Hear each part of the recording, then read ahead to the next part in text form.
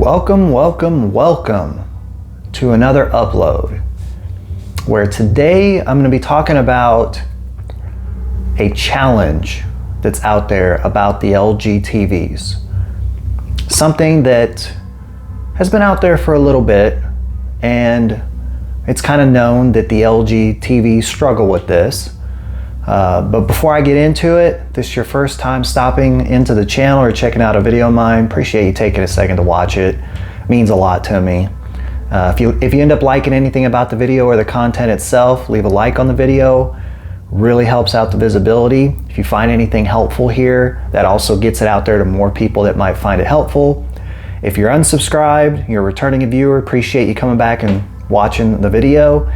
Go ahead and subscribe, hit the bell notification. Doesn't cost you anything, helps out the channel growth. So thanks again. So the challenge that I'm talking about with LG TVs, and I'm going to keep it specific to LG OLED TVs, is how the LG OLED TV handles non-HDR games. And as you can see here, I'm in front of a LG C2 with the PS5, and the game that we're going to be talking about is Dying Light 2, because that is a non-HDR game. And so what I thought I would do was kind of go through a few options to maybe help with this challenge as far as non-HDR games. And you're probably thinking, well, just spit it out. What's the challenge are you talking about? I'm not familiar with it. The challenge I'm talking about is the TV's brightness or lack thereof in non-HDR games. Now, you're probably wondering, well, what's the big deal with that? Let me explain it this way. With an HDR game, such as any of those you probably see up there, Modern Warfare 2, NBA 2K23, the Medium, all of those are HDR games. And it enables you to have a specific option in the settings to be able to manipulate. And I'm going to go ahead and pull that up as an example here. So let me go ahead and pull up the settings and go over to advanced settings, brightness. And the setting I'm talking about here is this dynamic tone mapping. And when this setting is manipulated, the brightness is drastically affected. So just for example's sake, the Sony PS5 home menu here is in HDR. And you could see dynamic tone mapping is enabled, and I have a way to manipulate that. Let me go ahead and just turn this off. You see how much dimmer that got? This is kind of an example of what you might see if this was an SDR or a non-HDR gaming menu. Notice that brightness difference, and you have no way to really manipulate that. So let me go ahead and turn it back on so you can see. And so for those of you that are playing games that are not HDR, you're encountering some challenges with how to make the TV bright enough for you to enjoy your experience. And for me personally, it hasn't impacted my experience at all. I enjoy playing Dying Light 2 on this TV as an SDR game. I've been able to make a few changes and enjoy my experience. But for those of you that are coming from, say, an LED TV from the last 3 to 5 years, and you've gotten really used to that eye-searing brightness, it's probably quite a shock to the system. The first time you were to load up Dying Light 2, start playing and say, wow, this thing looks really dim, looks really dark, this sucks, all of that stuff. So, I've rambled on long enough. Let me go through a few options to help with that. Now, I'm gonna say this up front. If you're an accuracy purist, that sort of thing, if you're all about your games looking as accurate as possible, my suggestions here to try out, certainly in no shape or form, are about accuracy. It's about helping with your overall experience and having a brighter game. So first thing, let's check out the way I have my PS5 settings here. I'm going to go down here to screen and video output. I'm going to come down here and show you HDR. I have mine checked on for on when supported. And what that means is that when an HDR game boots up, Modern Warfare 2, the Medium, etc., you'll see an HDR flag up in the top right-hand corner, and the TV and the PS5 say, yep, this is an HDR game.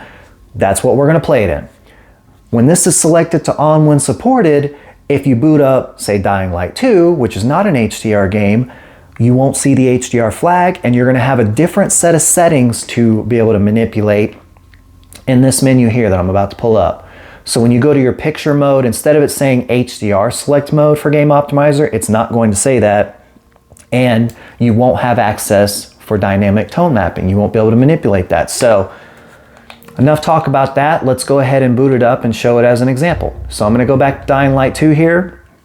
You're gonna see the screen flash, and nothing popped up in the top right-hand corner of the screen, you notice. Let me go ahead and pull up the gaming dashboard. And down here, you'll notice right away it says HDR is off, right? And that's important because I'm gonna go ahead and pull the settings up while this game loads up. Go to picture. And as you can see here, it says nothing about dynamic tone mapping. Let's pull it up again. Let's do all settings this time. You'll see up here, it doesn't say HDR game select anymore, it just says Game Optimizer. And when I go to the advanced settings, brightness, dynamic tone mapping is nowhere to be found here. And so really when you're playing this game in SDR, what you're stuck with as far as brightness goes on the surface is pixel brightness, contrast, things like that, and then of course gamma down here. So as you can see, you've got 1.9, 2.2, 2.4, and BT1886.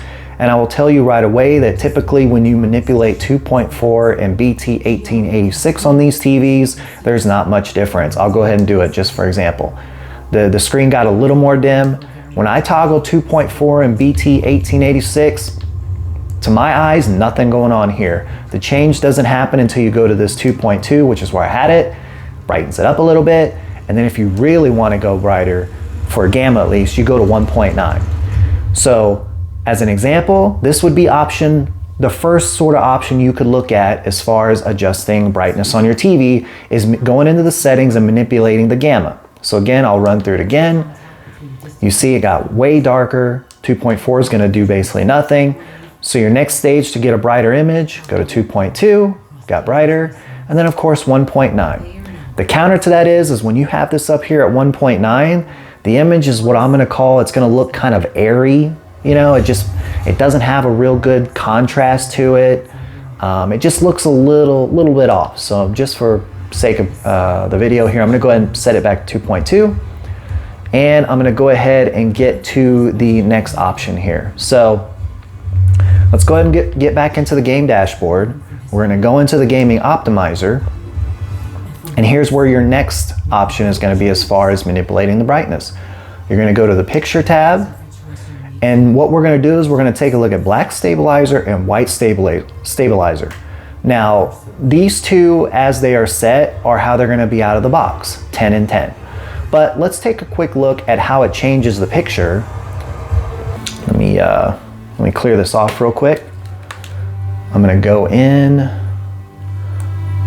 let's go to continue. By the way, if you haven't had a chance to check out Dying Light 2, it's a fantastic game.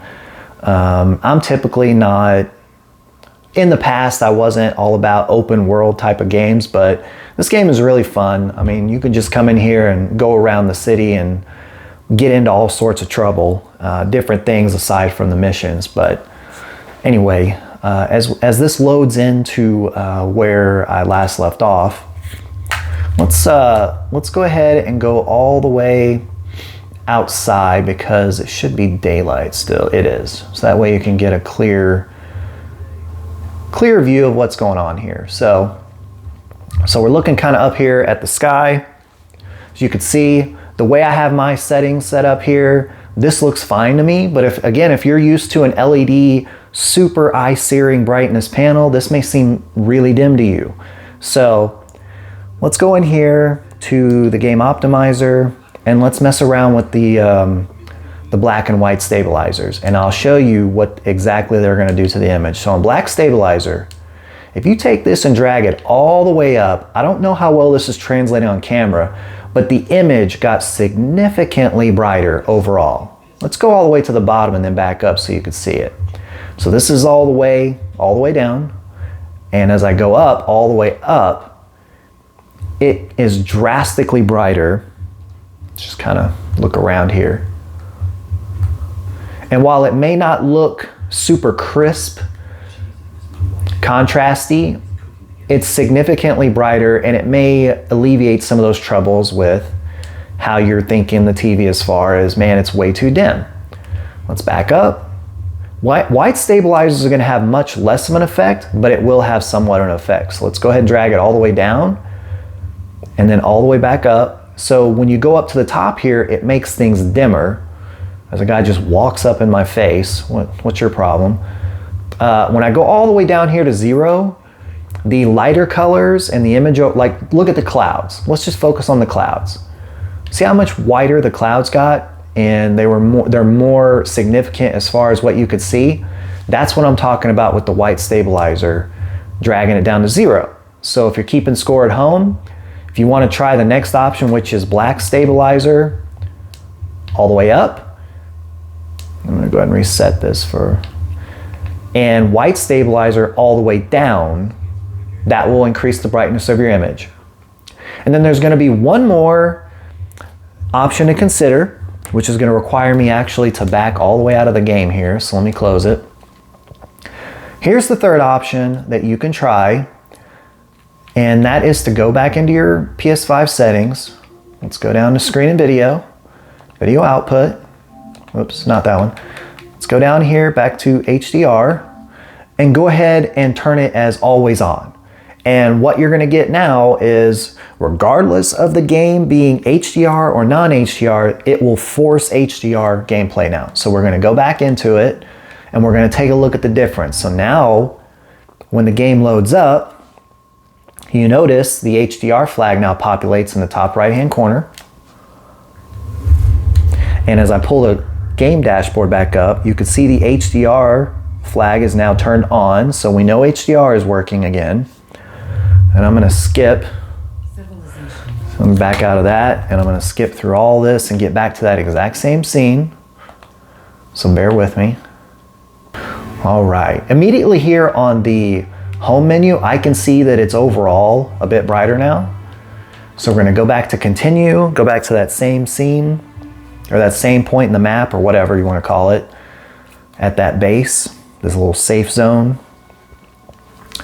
And while this is loading up, I'm going to talk a little bit about the advantage here of turning it always on that you didn't have before. I mentioned it earlier in the video, which is you will now have access again to the dynamic tone mapping feature. So we'll wait for this to load up.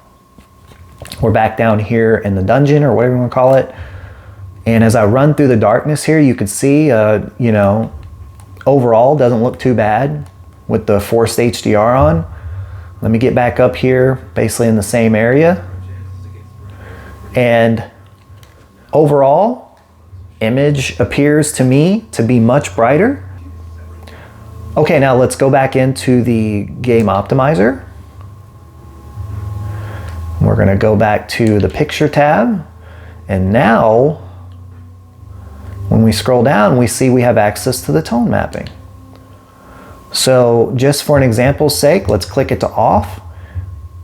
Off now looks closer to what we were looking at in the SDR gaming mode that I had it in before, when I had on when supported for HDR. Now, by forcing HDR, I now have access to this dynamic tone mapping to turn back on, and now you get the full brightness. So if you're still with me here, appreciate you watching all the way to this point in the video. Those are just a few options to consider if you felt like out-of-the-box settings for SDR games, non-HDR games are too dim for your liking. Try out a few of the things that I mentioned along the way and see what you think. And if you enjoyed the video again, consider leaving that like on it so that it gets more visibility out there. If you found it helpful, it may be helpful to other people out there. Hit that like button, that helps get the visibility of the video up, all that stuff.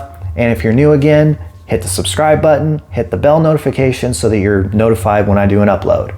Until the next one.